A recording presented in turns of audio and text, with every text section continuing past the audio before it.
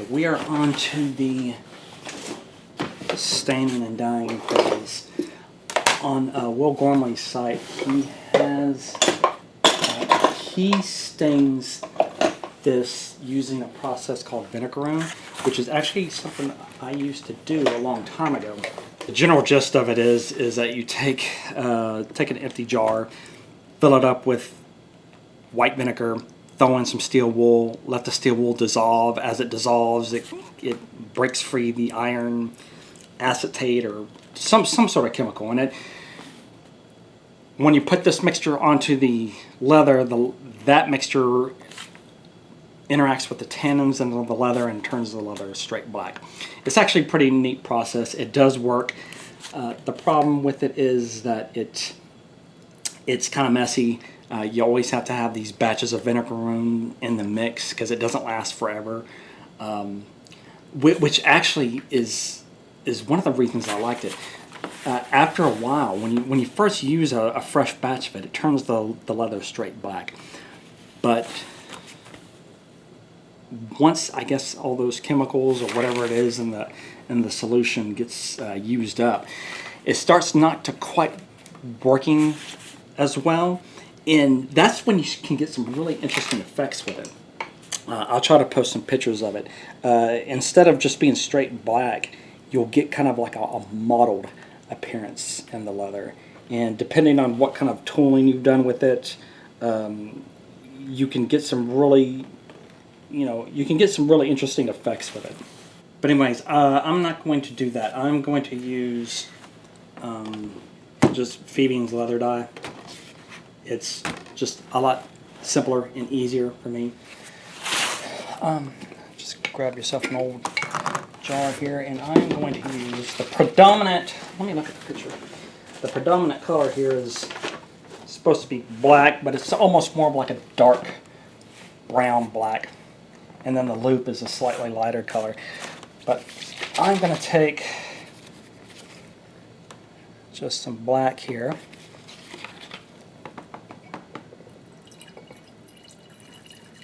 Mix it up, and don't ask me for proportions here. I'm just eyeballing it.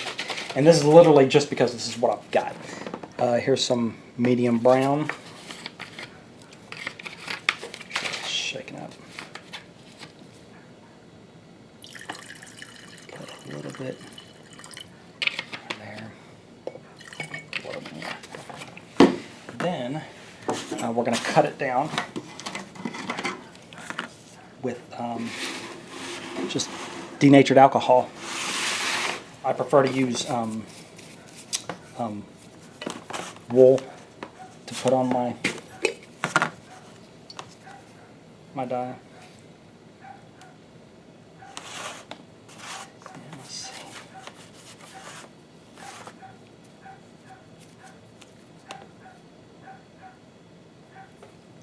I don't know if you guys can hear. Can you guys hear my dog barking? That might work, but it's a little too strong. I'm making a huge mess here. God. I don't know if that was necessarily intentional, but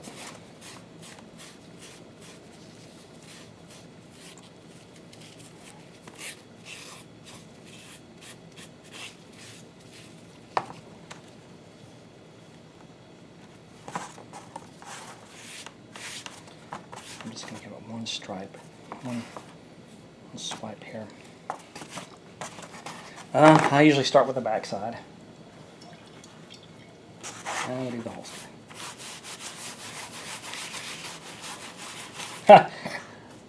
I forgot to take that blue tape off. Look at that. Oh well. We'll see if the alcohol softens that tape. And when it gets kind of good and soppy, so it flows down in all those little crevices. Make sure you don't forget to do the edges. Thin coat of neat's foot oil, just to kind of rehydrate just to rehydrate the leather. Once the leather dries out, it's often it's often kind of stiff. What you need to do is you need to kind of break the leather back in, just kind of roll it out. All those leather fibers are kind of under tension, I guess, from being wetted down and dried out. So it's often a good idea to just kind of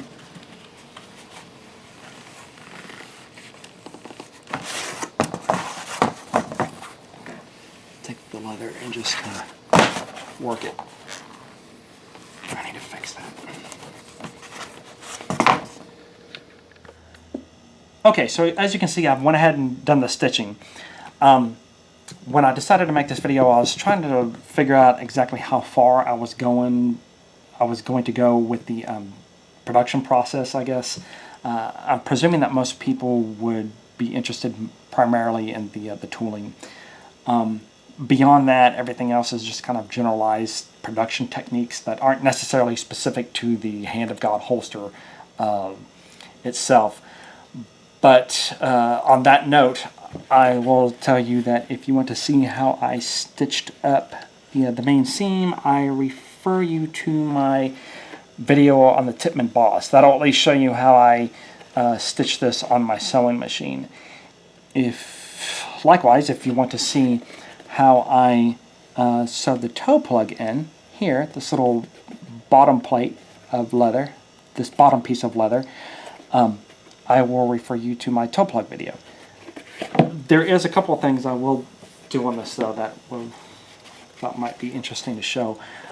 Most of my work is I put an antique finish on it, and this is how I do this. It just kind of gives the leather some character. I will show you how I do that now. The way I like to do this is to take a piece of, I think this is like melamine foam. This is sold under a lot of different brand names. It's kind of like a Mr. Clean eraser. You can use sandpaper on this. I find sandpaper is a little bit aggressive. Sandpaper does have its uses. I do use it occasionally, but I got this stuff from Home Depot, and it's just, like I said, it's basically a generic version of Mr. Clean Magic Eraser. So what I like to do before I actually put the loop on, I just like to take it and do some weathering on it. Let me see. And again, I'm going to work it in circles here. And the goal is to essentially kind of scrub off some of that dye. And I'm going really light with it. What that does is it's going to hit all the high spots.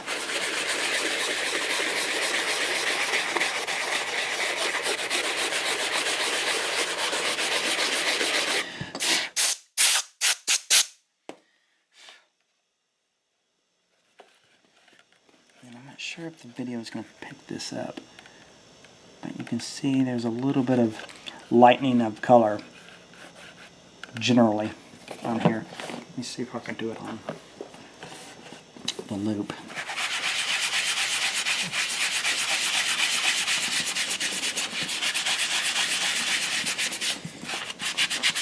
If you want, you can even go further with it. Here's some 150 grit sandpaper.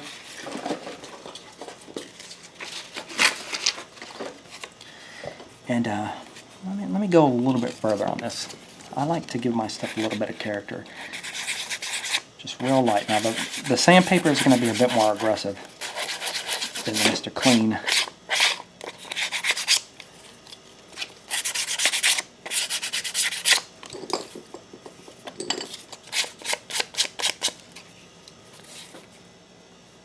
That looks pretty good. Now I'm just going to lightly go over this.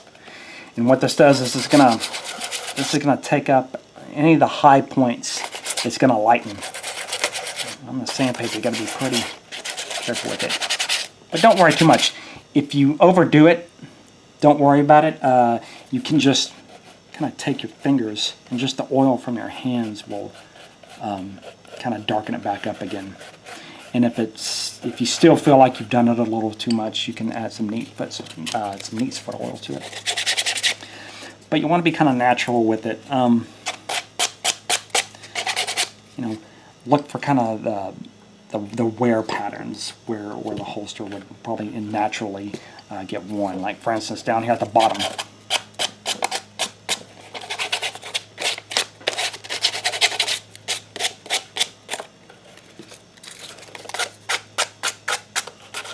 I think would naturally get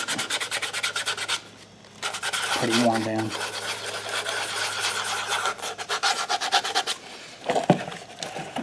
Maybe up here at the top.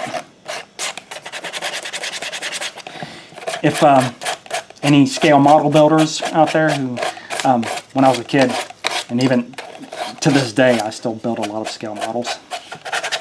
This is equivalent to dry brushing.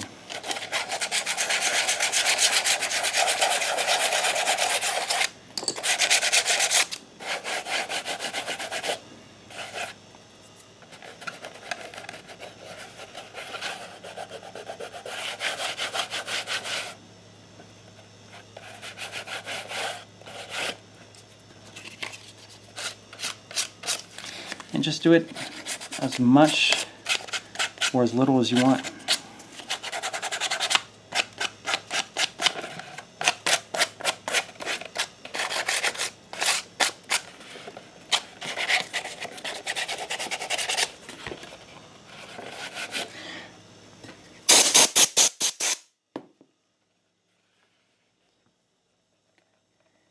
See where we're at now. I'm not going to go super aggressive with this.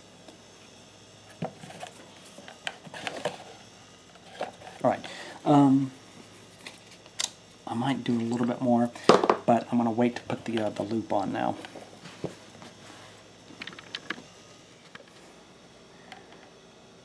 Okay, getting close. We are now going to attach the loop. Let's get this off to the side here. Alright, so the pattern gives you some holes to as a guide to go off of. I highly recommend you take those with a grain of salt, because it's always going to be a little bit different. What I do is I take the loop and get it centered. Basically what you're trying not to do is have this be over too far that way like that, or conversely too far over that way. You're trying to get it centered, looking nice. Oh, well, hold on. First of all, do use the holes in the guide for these back here, the leather that you're punching holes into.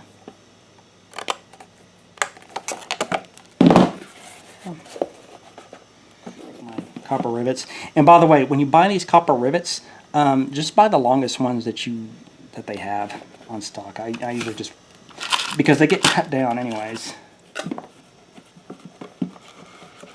Always double check, because it's a real hassle to get these rivets set. What I'll do is I'll go ahead and put it in backwards like that first, and wrap it around just to make sure that I got it right. It's a real hassle to have these rivets set, and then you realize that it's a little out of place. Do it like that. This is why I use the smallest hole, so that the leather will actually hold on to the rivet. Just makes it more convenient.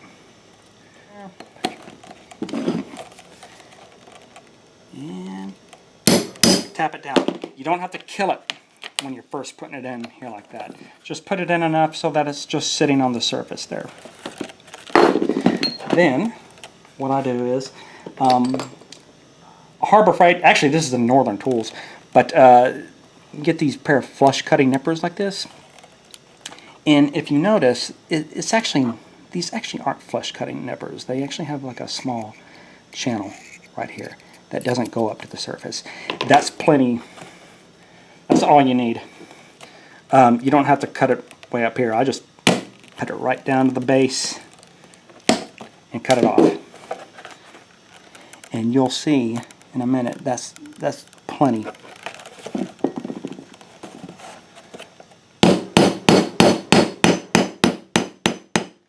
Again, you're not killing it. Just so it's a little counter. Just to kind of smooth it off. As long as it feels like there's nothing sharp there that's going to slice into the leather, you're okay. All right, so you got that. On the side. And I'm going to take this. And we're going to mark the other hole.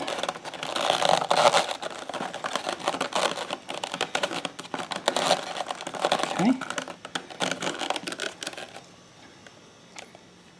See, that looks pretty good. Swing around with my scratch awl. Make a mark. Wherever that mark is, I suggest taking it and going it just a little bit tighter. Instead of putting it right on the hole, just kind of move it up right next to it. Remember, I want it to sit kind of tight in there. Okay. And then, again, pull it out. A little. This is a little Harbor Freight, just a little cast iron anvil. Works pretty good for this. Drop that in. And this is a little tricky here because you have to be able to get to that. Take off those edges. Now, take it and straighten it back up. Alright. Now, you have to get that into that loop. No problems.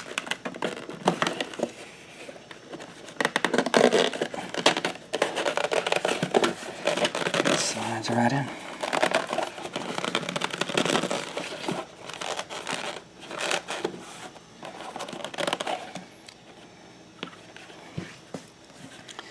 And there you have it. Okay, guys, so that is the completed holster. I went ahead and braided up the and made the tie down there. I was going to show that, but the